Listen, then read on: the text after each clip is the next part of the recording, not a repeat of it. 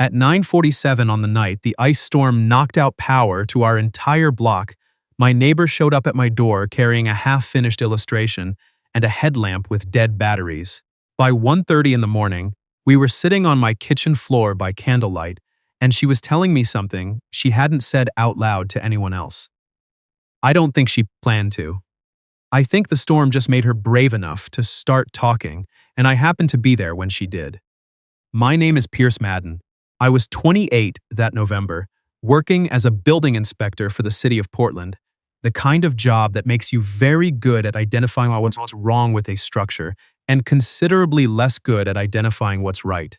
I spent my days crawling through basements, climbing scaffolding, writing up code violations, and explaining to homeowners why their beautiful renovations were, technically, a fire hazard. It was satisfying work in the way that any honest work is satisfying. Nobody called me when things were fine. I lived on the top floor of a converted warehouse in the Alberta Arts District, in a building that had been split into 6 apartments, sometime in the 1990s, and had the ductwork to prove it. There were 2 units on the 4th floor. Mine had the better view. The one next to mine had better light, which I had learned because after 8 months I still sometimes saw the glow from her windows when I came home at night. Her name was Marlo Shaw. She was 27, a freelance illustrator who made her living on a mix of children's books, editorial commissions, and an ongoing graphic novel she'd been working on for 3 years. She had moved in 8 months earlier with a roommate who had moved out by April, which left her in that apartment alone. With her drafting table, her milk crate bookshelves, and enough reference books stacked on every flat surface to make her floors structurally concerning. I had mentally filed a hypothetical violations report about those floors exactly once, while standing in her doorway returning a package that had been left with me by mistake. We knew each other the way neighbors in close buildings know each other. Names, schedules, the fact that she took her coffee before 7 or not at all, the fact that I tended to fix things in the hallway that weren't technically my responsibility. I had tightened her loose mailbox hinge without being asked. She had left a sticky note on my door once that said, "Your mail smells like sawdust, and I think that's charming." I kept the note. This was not something I told anyone. The honest truth was that I had noticed Marlo Shaw in the specific way you notice something you've decided not to act on. She was interesting. She was funny in the dry, understated way I find more attractive than I know what to do with. She left her door cracked when she worked, and I could sometimes hear her arguing with a drawing through the wall. The comments were very specific, so it had to be the drawing.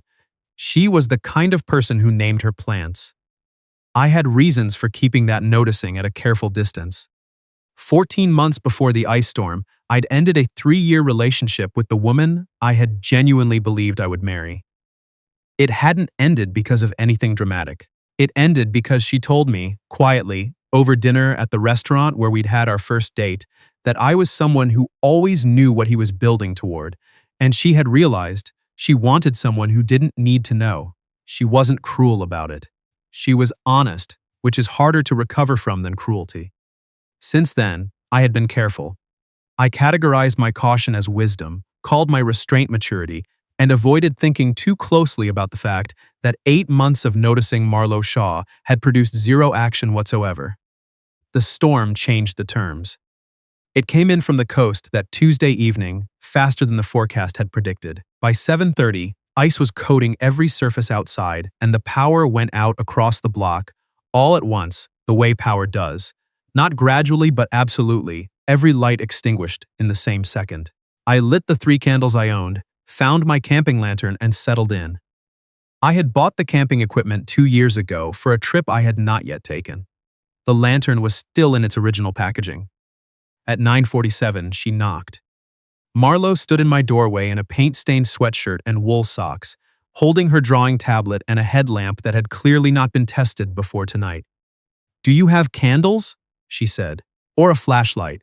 My headlamp is dead, and I have a deadline tomorrow. I've been working on paper, but I can't see anything." I held up the camping lantern. "Is that still in the box?" "It's never been used." "Of course it hasn't." She looked at the lantern, then back at me. "Can I borrow it?" "You can come in," I said. I have a propane camp stove. I can heat water. It's warmer in here anyway. I've got the gas oven running low. She considered this for approximately 2 seconds. I'll get my pencils. I had never had Marlo Shaw in my apartment for longer than the time it took to hand over a misdirected package.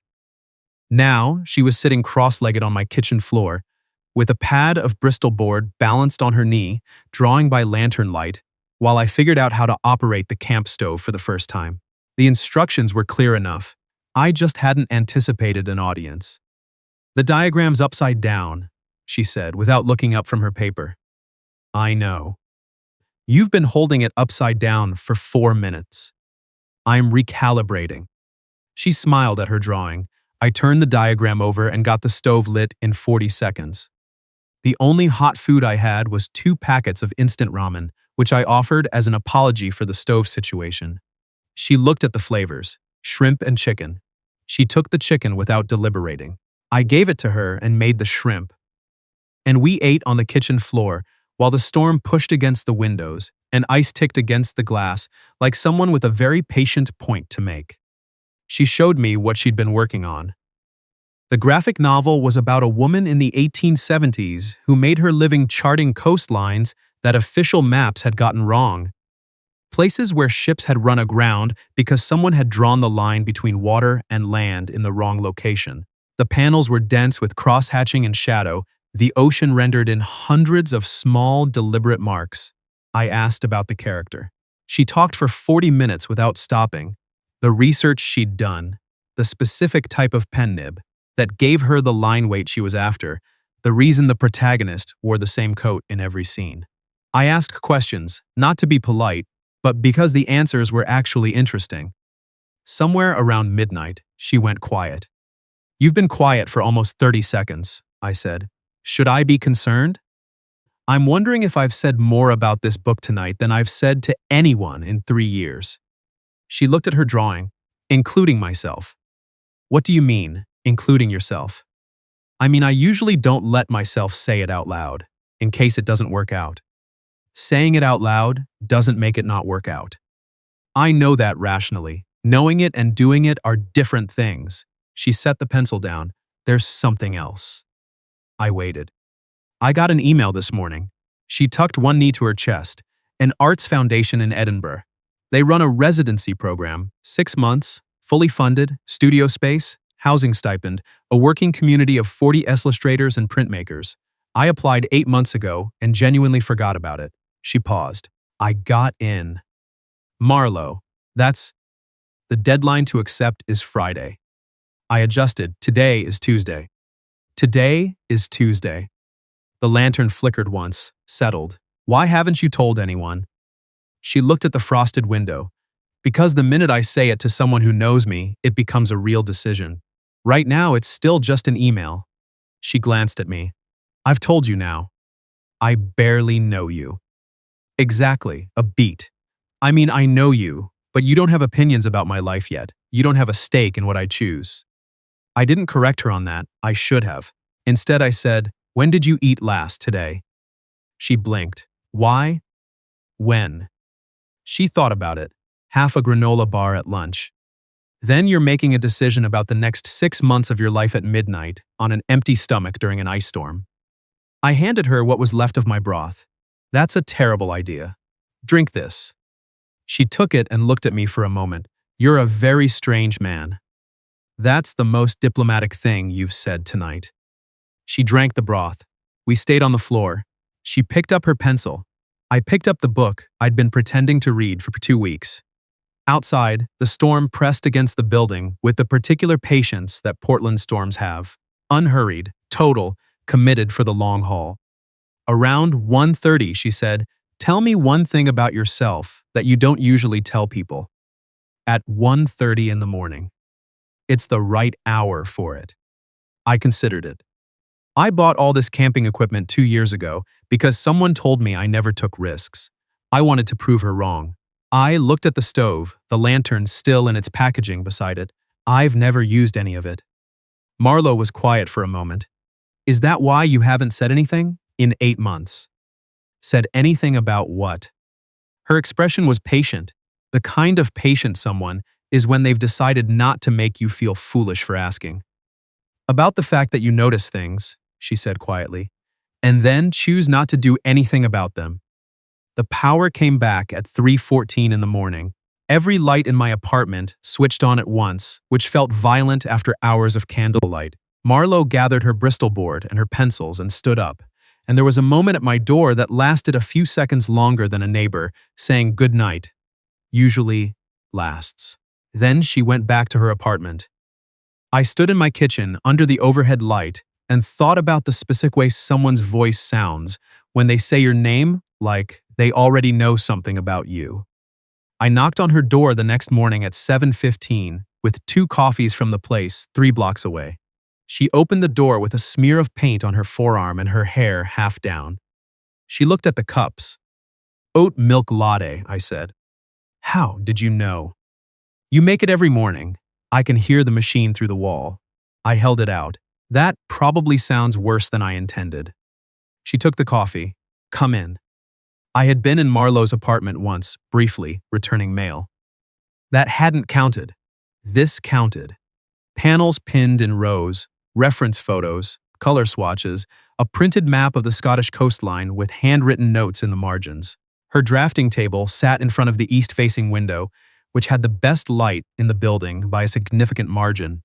The milk crate bookshelves I'd glimpsed before went floor to ceiling on one wall. On the windowsill, in a terracotta pot, sat a succulent that looked durable and faintly self-satisfied.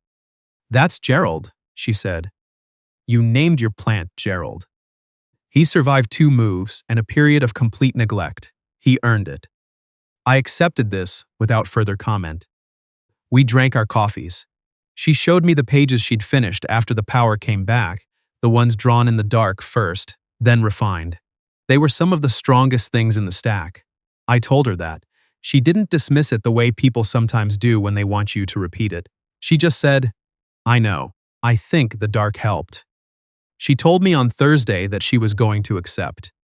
We were standing in the hallway between our doors, which was not a location designed for major announcements, but she'd caught me on my way out, and the words came before she'd planned for them to. I decided this morning, she said. I called them. I leave in January. January was 8 weeks away. How do you feel? I asked. Terrified and certain, both at once. I'd been thinking about this for 2 days. Thinking about it in parking lots while filling out inspection reports, which was new and not entirely comfortable. I want to take you to dinner, I said. A real one, where it's obvious what it is. She looked at me steadily. After 8 months. I know. You waited until I'm leaving in 8 weeks to say something. I know that too. Pierce. I would like some credit for saying it at all. She held the look for another beat.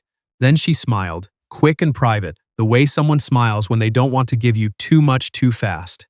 Friday, she said, somewhere warm. The Thai place on Mississippi Avenue was warm and loud and served in portions that assumed you were hungry, which we were. We ordered the same dish by accident. I offered to change mine. She said don't. She wanted to see you finish first. She won by 4 minutes. I didn't mind even slightly. Walking back through the January preview cold, sidewalk still glazed in patches from the storm, she didn't take my arm. She took my hand, simple and direct, like it was a decision she'd already made and was just now executing.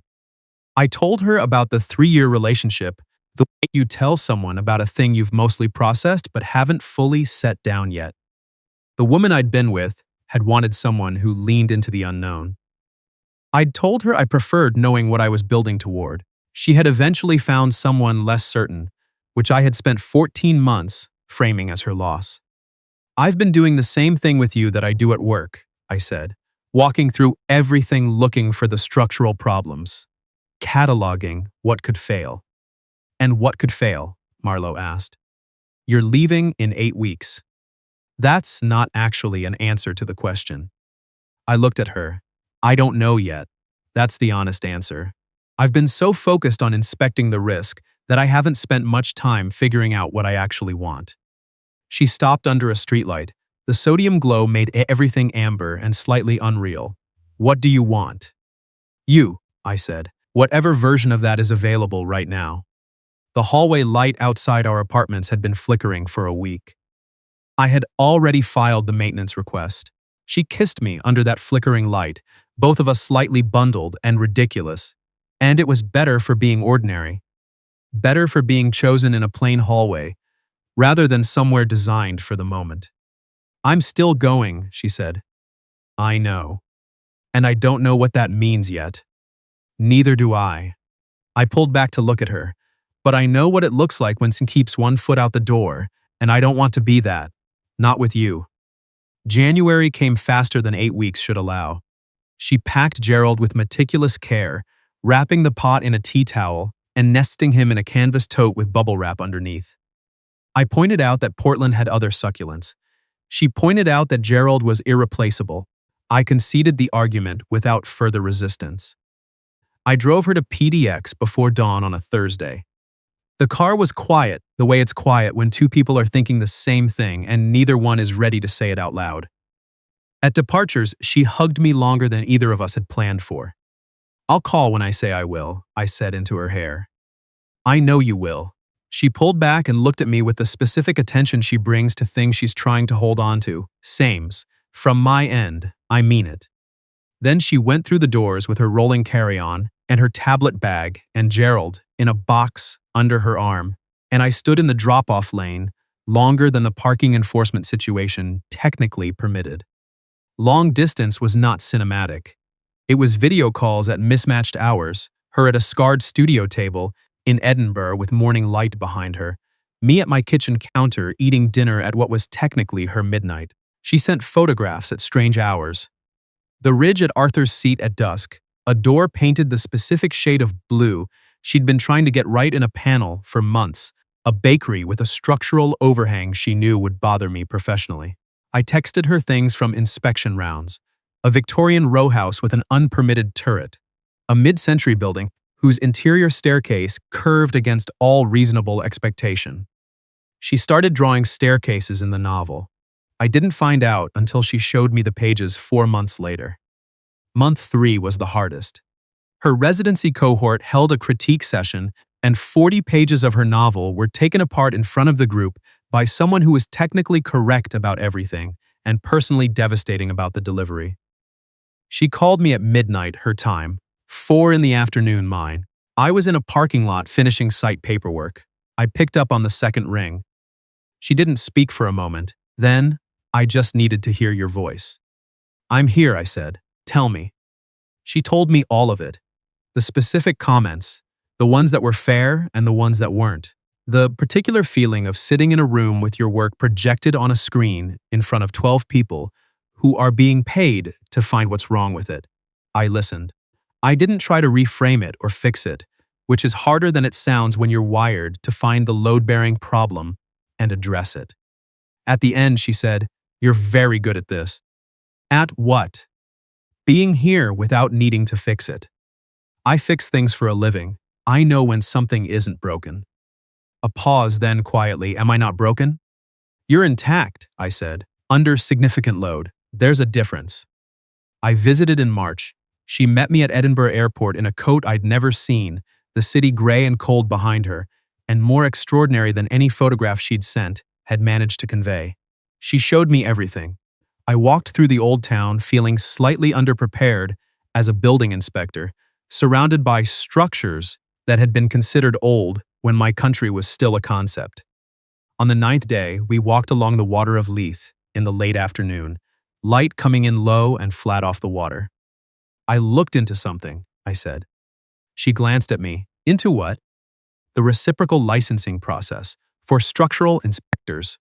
Whether my Oregon certification has a pathway here, or whether there's a bridging examination." I watched the water. "There is. It would take about a year, possibly less with my inspection hours." She stopped walking.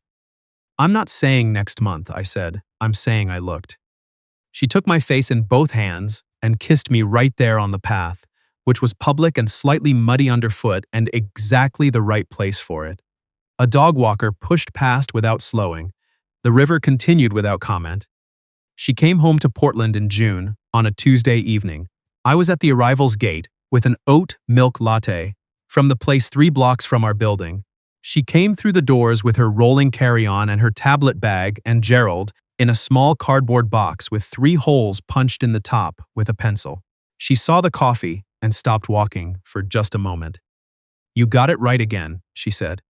"I've been practicing."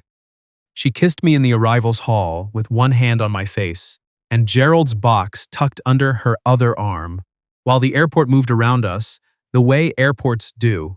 Indifferent, continuous, full of people arriving at things they've been building toward without knowing it. Gerald had survived 6 months in Edinburgh and 1 transatlantic flight in the overhead compartment. This felt important. Marlowe agreed. 6 months after she came back, we signed a lease on a duplex 3 miles from the Alberta Arts District. The corner room with the double-pane windows became her studio. My filing system for inspection records colonized half the second bedroom, which she accepted on the condition that I built her additional shelving, which I did. A fair arrangement. We both pretend to resent our half of it. The novel came out the following fall. She had dedicated it, on the acknowledgments page, with a line I didn't know about until her author copies arrived, and she handed me the open book without a word. For P, who understood structural integrity. I read it twice. I closed the book and looked at her across our kitchen. "I thought you'd give it to Gerald," I said. "Gerald has his own acknowledgement. Check the back." I flipped to the final page of the acknowledgments. The last line read, "And Gerald, obviously." She was already laughing. I set the book on the counter and pulled her toward me, and she came easily, the way she does now. Without the careful distance we spent 8 months maintaining, without the question underneath everything about whether we were imagining things. We weren't imagining them. We were just waiting for an ice storm and dead batteries and 2 packets of instant ramen to make us finally say so. For most of my adult life, I had convinced myself that caution and wisdom were the same thing. I inspected everything before committing to it, which worked reasonably well for load-bearing walls and very poorly for anything else that mattered. Marlowe never asked me to stop being careful. She just showed me what I'd been too busy calculating risk to build. And then, because she is who she is, she handed me the tools to finish it.